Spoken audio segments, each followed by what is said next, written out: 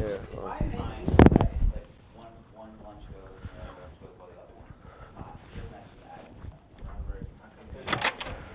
Hope it was worth it. It was. Okay, that's all that matters. I wish it wasn't being demeaning. I was just hope it was.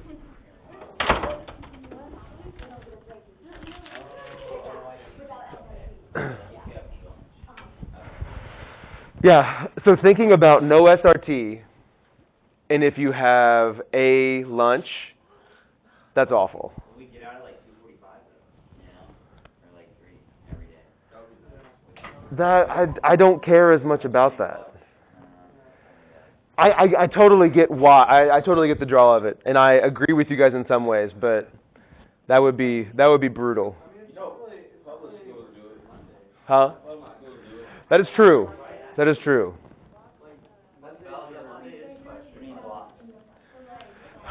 Monday it is, yeah. But they're also shorter. I think that if we got rid of SRT and made the day shorter, we'd have to do, like, every day a Monday. That would be awful. That would be hard. Every Monday is really difficult. Okay, all right, Grace is here. Okay, guys, let's get your, get everything out. Turn to Ecclesiastes. Let's start with that. Now, we're going to start, first, let's start with prayer. That would be an important thing to start with.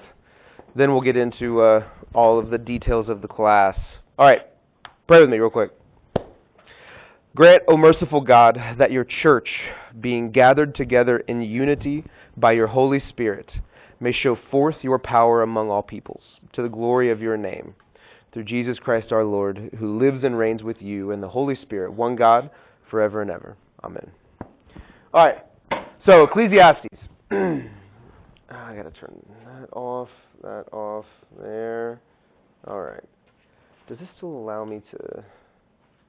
Oh, it does. Already got excused. All right. Okay.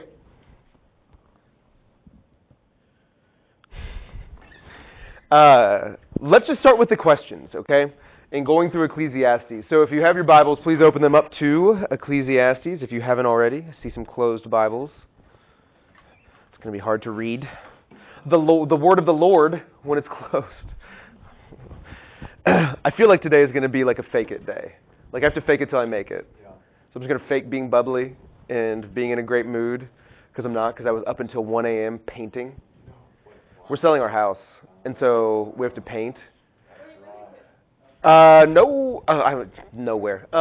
We don't know yet. We're probably going to rent for a little while, and then wait until the market to come down, because we would be paying a lot for a house. Yeah.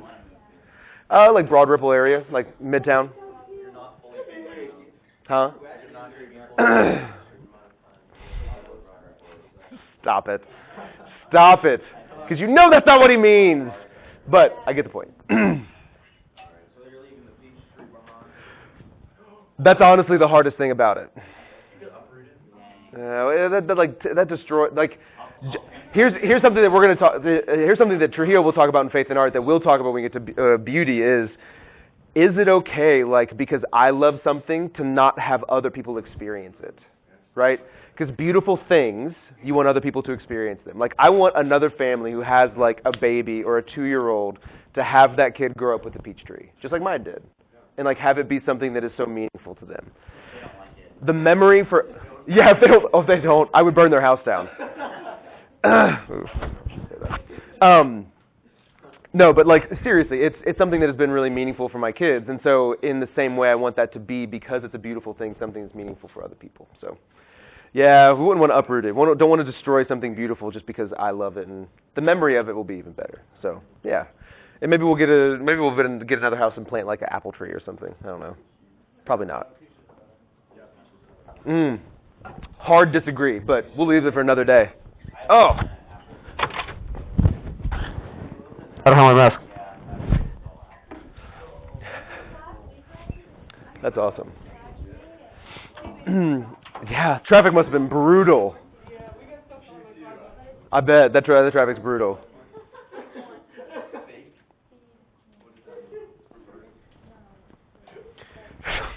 All right. So let's start with this. All right, it's gonna be a good day. Let's go. Okay. let's start with the first question, all right? So according to Solomon, where does man attempt to find meaning in life? So I'm going to write up kind of our discussion and what we talk about over here.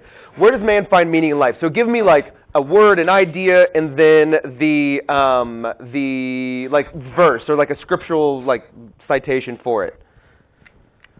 We can just list these. Yeah, Nathan. Yeah. Wisdom. Basically, which is like the entirety of chapter 1, right? Yeah, 12 through 18, but you said 16 through 18, right? I said in my heart, I have acquired great wisdom, surpassing all who were over Jerusalem before me, and my heart has had great experience of wisdom and knowledge, and I applied my wisdom into no madness and folly, perceived that this also is but a striving after the wind. For in much wisdom is vexation, and he who increases knowledge increases sorrow. That is something I want to come back to. That verse 18 of he who increases knowledge or increases wisdom increases sorrow, and what that actually means. So we'll get back to that in a second. That's a great one. Yeah, Brian. Pleasure. Absolutely. Where at? Chapter 2, verse 1. All right, read that for us. I said to myself, come on, I'll put pleasure to the test. I want to find out what is good, but that also proves to be me. Yeah, absolutely. Then the rest of that, so basically verses 3 through 8, talk about wine, building houses, having gardens, pools, buying male and female slaves, great possessions of herds, silver and gold, performers like singers and jests, right? And many concubines, the delight of the sons of man. Then in verse 11 again, then I considered all that my hands had done and the toil I had expended in doing it, and behold, all was vanity and a striving after the wind, and there was nothing to be gained under the sun. So yeah, pleasure, absolutely. What else? Yeah. Laboring. He refers to it as what? What's the word? Toil. That's okay, it's the same idea. So where at? Yeah. What does man gain by all the toil at which he toils under the sun? And then, is there a thing of which it is said, see, this is new, it has been already in the ages before? So wait, what? 1:3 and then verse 10 in chapter 1? Okay. Okay, that's all right. There is in chapter 2 as well. That's okay. Okay, yeah. So 1, 3, 2, 10, and really it's like the not the entirety of chapter 2, from verses oil in there, verse 10 too, verses 18 through 26. I hated all my toil in which I toil under the sun, seeing that I must leave it to the man who will come after me. What's the problem with toil there for him? Like in that verse. Yeah. Yeah. Oh, man. And that's what we find with all of these, is that it's not, this is one of the most important things I'll say today, because we'll say it probably a couple other times. These things, like wisdom, pleasure, toil, are not evil or bad in and of themselves. But what makes them evil or bad? Or vanity or chasing after the wind for Solomon? I'm asking you this. Marco, what makes these three things bad for Solomon? And there are more than this, but I want to stop because this is a point from toil. Because remember, we just said, these things aren't bad. Pleasure is something that comes from God. Wisdom is what Solomon asked God to give him. Toil that kind of is bad because it's a consequence of the fall. But work and labor are good things. So for Solomon, what makes them bad? You guys call it a heavy burden. A heavy burden? The toil, yes. But more broadly, just these things that he is seeking to find his purpose and meaning in. What is it that makes them bad? If it's not the thing in and of itself, which I'm trying to say that it's not. Can we call it these things he says that they prove to be meaningless? Okay, why are they meaningless?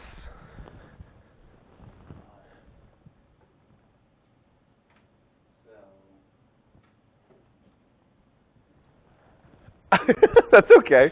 Hey, do these things last forever? No.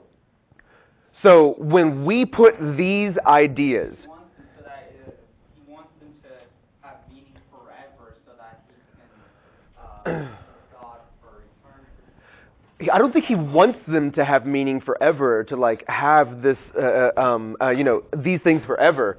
But what he is trying to find is his purpose, value, like ultimate meaning in these things alone. And then that's when he finds out that they're actually meaningless. Because with toil, you can spend, so here's an example. And I felt this last night when I was painting, because when I was thinking about, yesterday was yesterday was the worst. We should forget about that, just delete it from our memory. Because last night when I was painting, like Kim and I were talking about moving, and like we got into this conversation about all this sad stuff that we were going to have to leave behind. Like, our daughter was 2 months old when we brought her into the house, and like, I remember, I'm sorry. I'm sorry. This is like, I'm a wreck today. Like, I remember rocking my daughter to sleep because she had colic in her room for like 4 hours. Like, falling asleep with her in my arms. And so,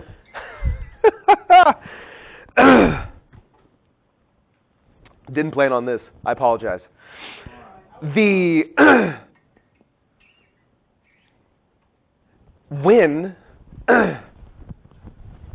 All right, I'm good.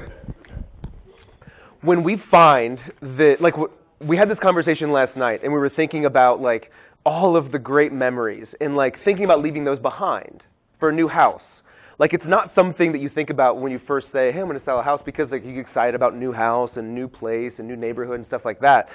But then when you really have a second to, like, think about it, you get into this mindset of, like, man, we're leaving behind so much. The peach tree. Thinking about those memories of like our kids being so young, and over quarantine, like I built and installed like a paver patio in our front porch, like all of that toil and hard work and labor. It was like 2 weeks of like planning, buying, and then an entire day, like 12 hours of actually doing it. And now we have to sell to someone else and we won't get to enjoy it.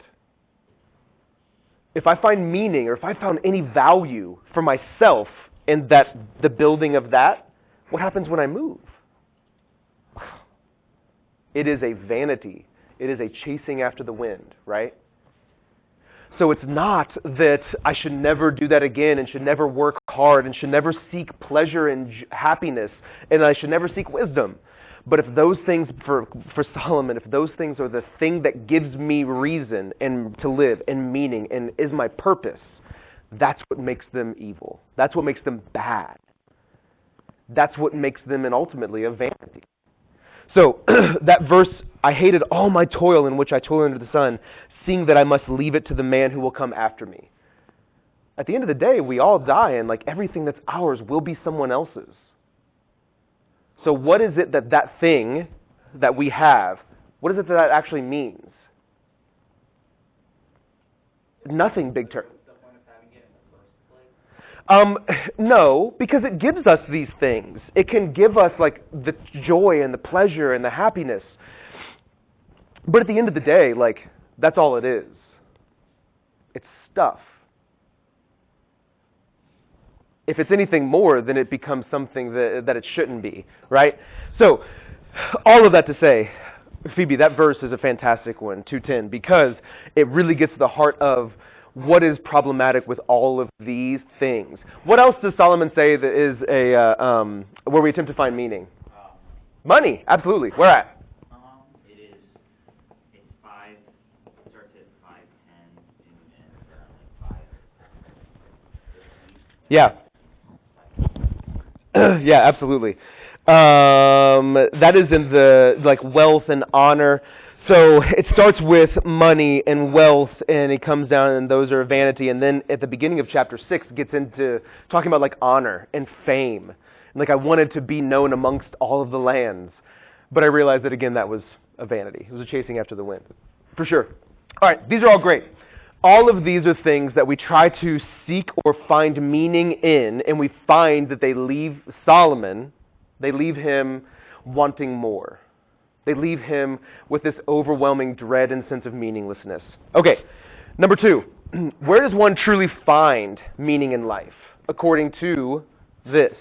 This is going to be a tricky one, so it'll be fun to see what you guys came up with. Okay, where at?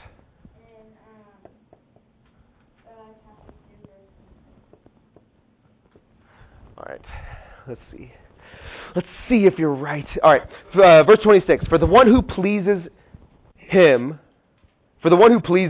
God has given wisdom and knowledge and joy, but to the sinner he has given the business of striving and collecting, only to give to one who pleases God. This also is vanity, as striving after the wind. That's he's talking about like labor and toil. But the idea there is that God is the one who you should be seeking to please and to honor and to serve in those ways. Yes, that is one of like maybe two, I think, that I know of verses in those first 6 chapters that even allude to this. So it's really great that you caught that. And hopefully others of you did as well. Yeah.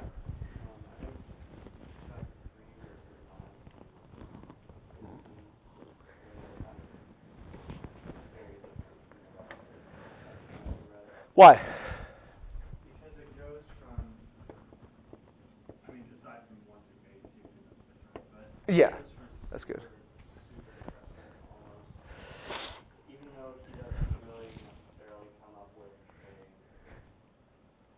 like happy sounding solution for the fact that everything can be, but I guess a sense of comfort and security in knowing that like even though that's the case, we still our calling is still to like verse 12 to be joyful because we live. Yeah. And how the reason we feel this way is because God has put the longing for eternity in our hearts. That's where that verse is, 3:10, right? Also he has put eternity into the man's heart. Yeah, I agree with you. I think that this is like a this is like a breather. This is like reading a book that is or watching a movie that is just like borderline like suicidal, like depressing.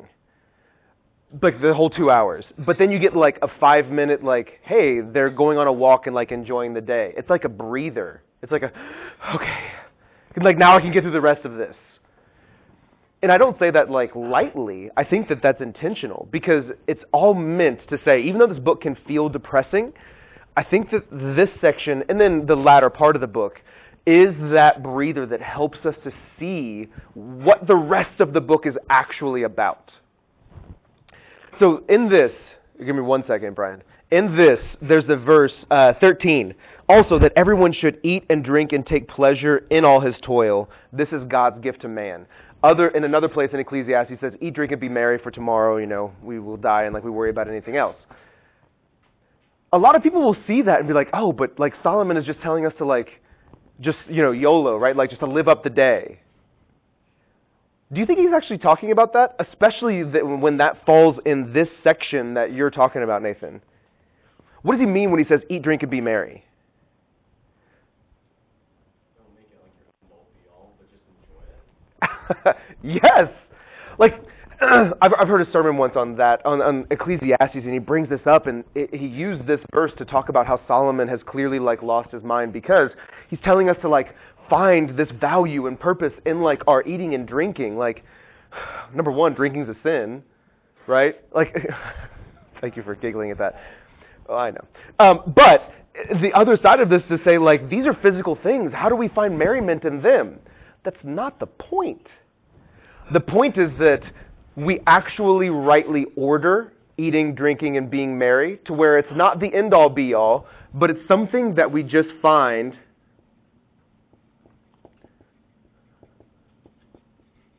momentary joy in. Because I think that helps us to put into perspective everything else that we're doing. It feels different because it is different. He's taking a breather to say, this is what it's about. Daily encounters that we have, money, wealth, fame, power, honor, wisdom, pleasure, toil. These are all things that we should enjoy because we know that they won't last forever. Not because we know that they will give us this sense of purpose and meaning. Right? So that changes. Like when you read that section, whenever I reread this section of verses 9 through, 15? I always, like, it refocuses like everything that I've read in the previous 2.5 chapters and everything that I will read in the next 2.5 chapters. So I'm really glad that you pointed it out because this is the one that I always go to, but I always look for the other ones of like, yeah, like he talks about God, but like it's so short. Yeah. Brian, what were you going to say? I was going to point so you said about the specific title of movie like a 5-minute reflection of SRT. Another argument. We'll put that on the list of arguments for SRT and why it's important. But seriously, I think about, are you guys, any of you guys in AP? Did you read The Road? Sorry, AP English, yeah, AP Lit. Okay. The Road is this, like, it's hard to get through because it's apocalyptic, it is dreary, it's kind of depressing, but there's a point in the middle where they find this underground cavern, and it is the breath of fresh air, where they find food, they find water, they find rest, they don't have to worry about, like, running from cannibals and things like that. It's a breath of fresh air that takes you to the end of the book. Without it, I don't know if I would be able to finish the book. So it's similar in that way. Reading Ecclesiastes is like that. If you think about it, man, our daily lives are like that. If we can't stop and see and find moments of joy, the day is hard. But the irony of that is that when we find ultimate joy and ultimate meaning and ultimate purpose in those things that are supposed to be momentary, we find our day is also hard. It's like this, how do you walk that line and like hold that tension between the two things? Almost impossible, but there's a way of doing it, which we'll talk about. So, that's fantastic. Great. Number 3. What's the tone for you of Ecclesiastes? If you could put it into a word or describe it in a way, what would it be? Sobering. All right. So, Oliver, why did you think of sober? I'm going to write sobering, just because of the. Just because it's very like,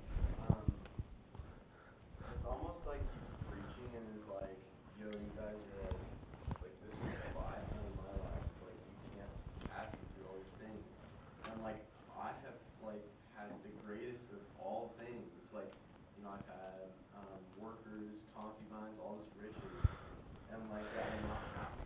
So like, you don't try to find this happiness and stuff. Mm-hmm. So, yeah. That's a really good thought. I'll come back to that in a second. Frustrating. So, Aaliyah, why frustrating? I feel like Solomon just sounds very frustrated in all of this.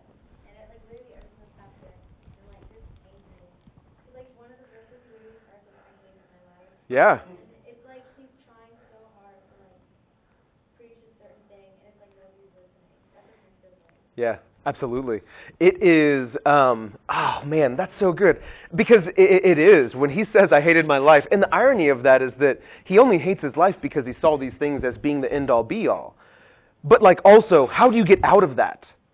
How do you not see your relationships, like your boyfriend, girlfriend, your friendships, your family relationships, where you're going to go to school, what you're going to do, as not as the end-all, be-all? Because it feels right now like it is. Right? So like how do you get outside of that and move beyond that to see like a Goodyear blimp rather than like Goodyear blimp perspective of life rather than like on the sidewalk watching the parade go by, right? If you guys figure that out, you can write a book and you'll make millions of dollars. We have an easy answer, Jesus. But like that's not satisfying. We want to it is ultimately, but we want to actually expound and like kind of see what that actually means, which we'll do in a couple days. But yeah, I love that word because whenever I read Ecclesiastes, it always reminds me of my own crap. I'm like, oh yeah, toil, great. But for me, it's, building this patio. Oh, wealth, great. Don't have much of that, but maybe it's like the seeking after it, right? Like, Ecclesiastes is meant to be a book that causes you to turn inward, which ultimately is not fun. And it's frustrating, and it's annoying, and it's angering. But also sobering. I like the combination of those two. What else? Did anyone else have anything, another word, another term to define the tone of Ecclesiastes with? Here's what I'll say. let's go back to chapter 1, verse 18, what Nathan kind of started us off with. I think it was Nathan, right? Yeah. When he says, for in much wisdom, also I'm reading from the ESV, so if you have a different translation, that's not a big deal, but for in much wisdom is much vexation. Vexation meaning like confusion, frustration, like, trying to pull against life. And he who increases knowledge increases sorrow. What is that sorrow? How would you guys understand that sorrow? Is he talking about like with the more that I know and the more that I come to understand that like all of life is meaningless? And again, we should know, right, that it's not all of life. It is when life becomes about these things.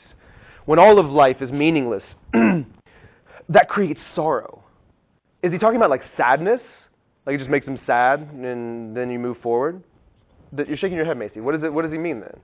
I feel like it's just like direction, like not necessarily like sad, but like empty, which is different.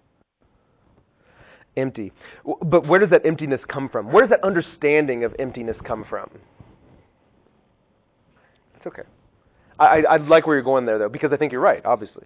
Maybe he's getting like the wiser he becomes, like the more he realizes how much these things are worthless, and so the more depressed he is, he keeps trying to like seek after these things, and so he's not happy until like he finds rest in God, which is like really powerful. Yeah. Wisdom and knowledge produce sorrow. This is all because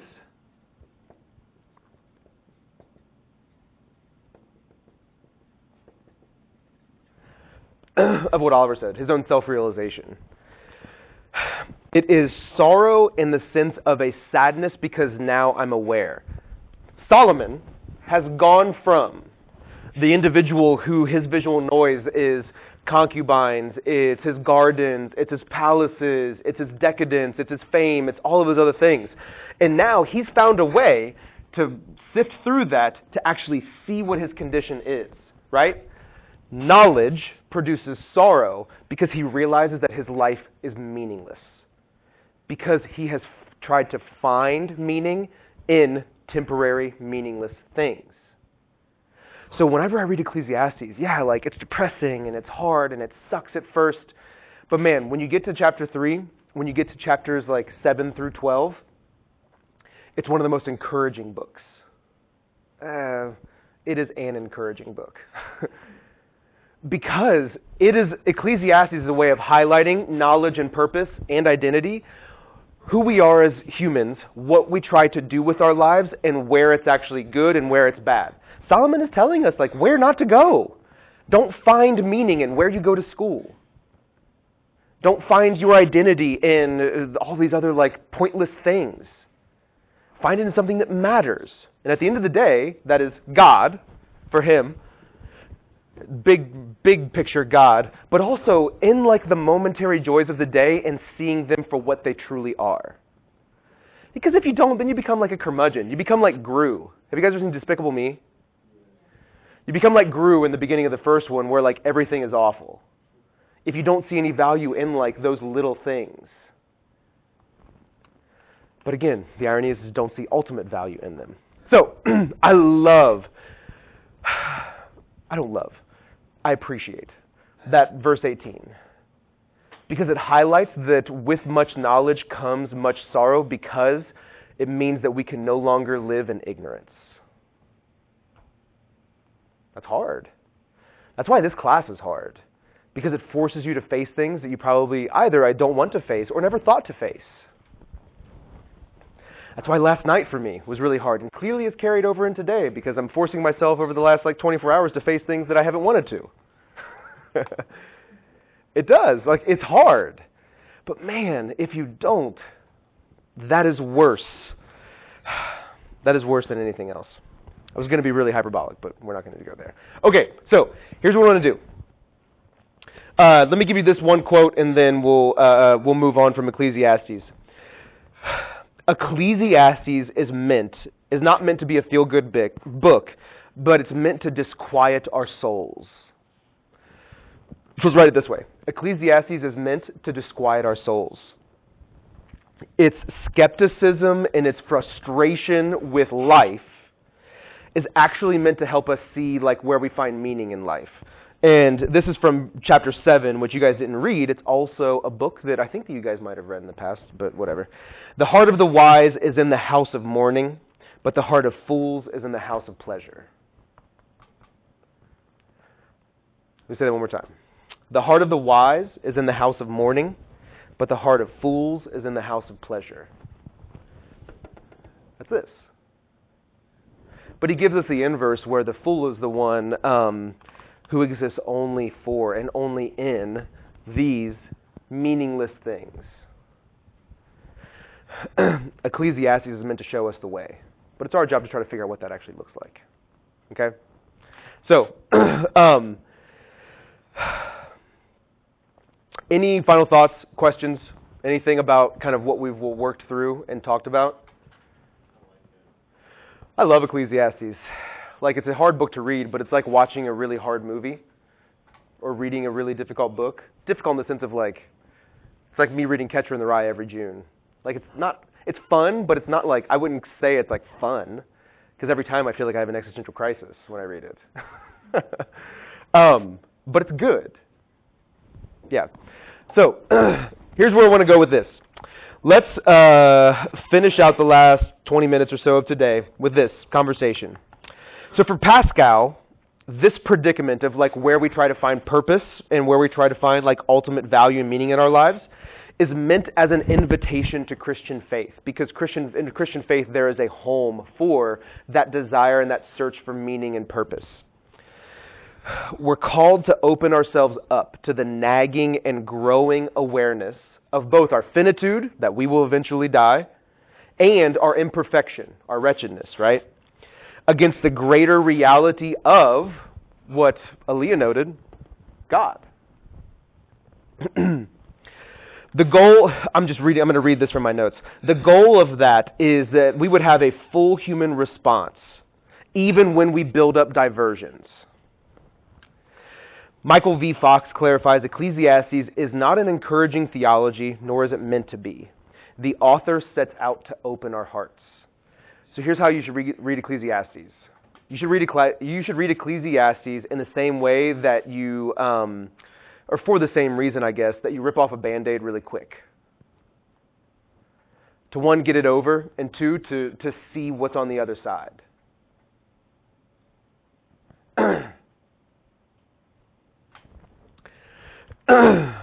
So, let's ask this question. It sounds like this will sound like a 90-degree turn, I promise, but we'll try to see how it connects.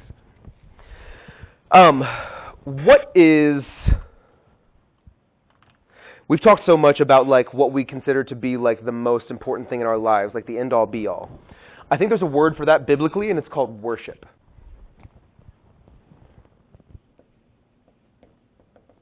So, what is worship? Someone answer that for me. What is worship? How would you define it? Yeah. Praising God. Do we only worship God? Note that I didn't say should we. Because I think if we say should we only worship God, then the answer is an obvious yes.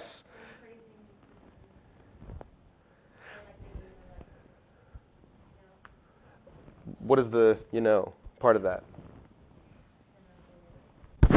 So you said idolize. What does it mean to idolize something? You raised your hand. I'm just asking the questions. Oh gosh, I know. I'm such a horrible teacher, like forcing you to like think through what you say. I'm really sorry. I don't know another way to say it other than praise. But like, No, that's fine. I guess not really God, but like you can idolize like a song, or like an influencer, a celebrity. Oh, okay, yeah. Sorry. I thought you were going to stop at an influence, but then you said influencer. But I get what you're saying. Absolutely. Yes. Let's pause with that. What else? Elisa?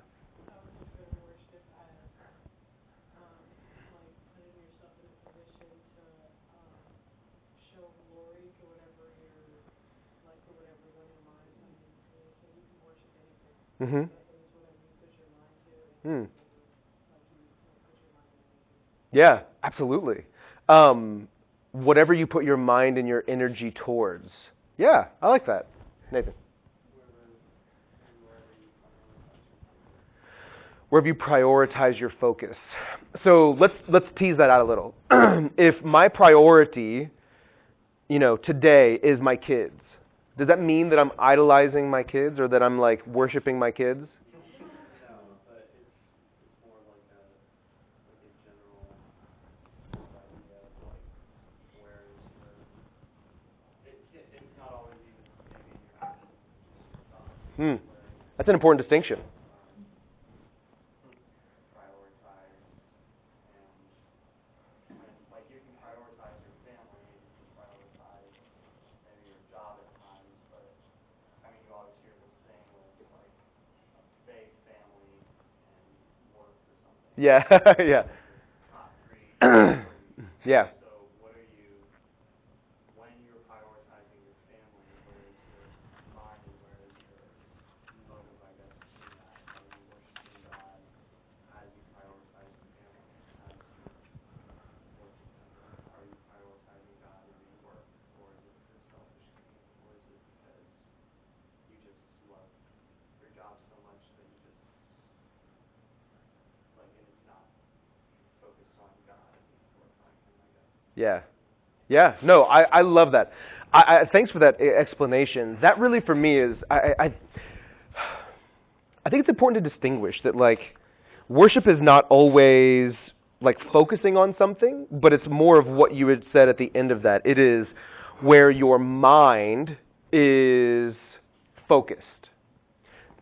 And I don't want to be as arbitrary as to say like, if it's for more than 48 hours, then it's worship. That feels like silly. But like, it's one of those things where you know it when you experience it, right? Like that's the point at which you kind of feel it and you're like, oh, like maybe that isn't like right. Or like you feel this like discomfort with it because you know that it's that individual or that thing is becoming greater than what it should be in your life. So I like that distinction between focusing on it and like actually like, maybe another word for it would be like dwelling on it. I don't know about that. I don't know if dwelling is the right one. I'm trying to think through this out loud as we go through it, but yeah, we'll see. Yeah. I was gonna say maybe like what you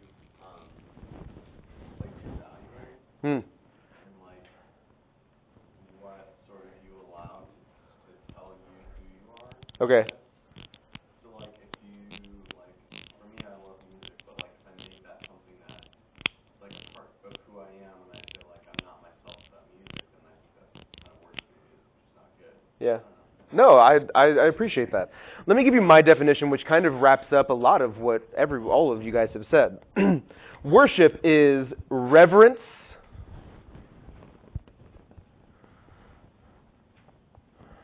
Is that 3 E's? Yeah. Reverence and adoration of someone or something.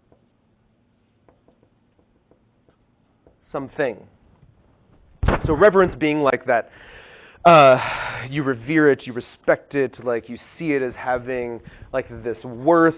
Adoration is broken down literally to glorify something, to bring glory or to seek glory for something. So we adore it, right? Reverence and adoration of someone or something. So let me ask a second question. Do all people worship? Okay. What do all people worship if not God? Just quick thought.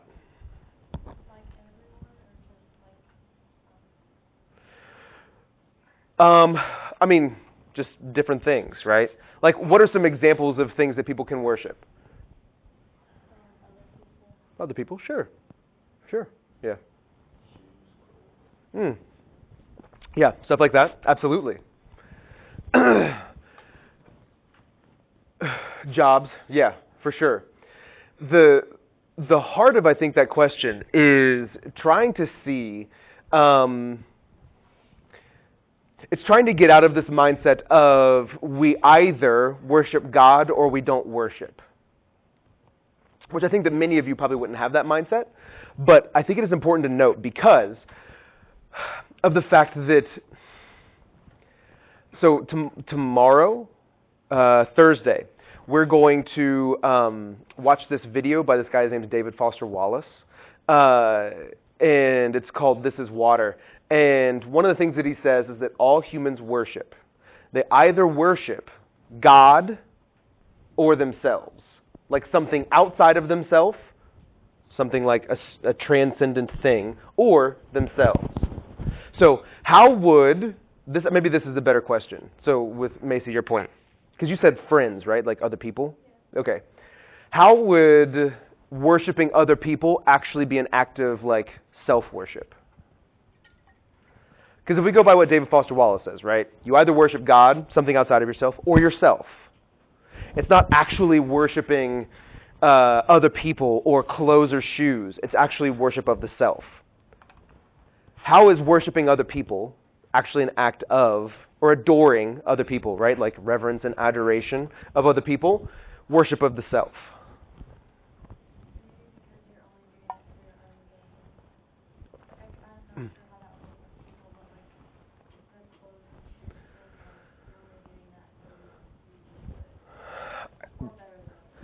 But with people, we do that too, right? Like, this is the beginnings of this conversation. Like, in a couple days, I want to talk about other stuff that we worship that might not be as clear that we worship it, which will actually be a really good discussion. But with people, I think this is the one that you know we always get in youth groups of like, oh yeah, like we worship other people. We worship music and food and money and houses and things like that. But I find it interesting that for Wallace, it's either worshiping God or worshiping the self. So I think, yes, we do this with other people because we care most about who we're connected to, about what other people think about who we're friends with, rather than like loving other people genuinely. So that is an act of worshiping the self, for sure. That's a great one.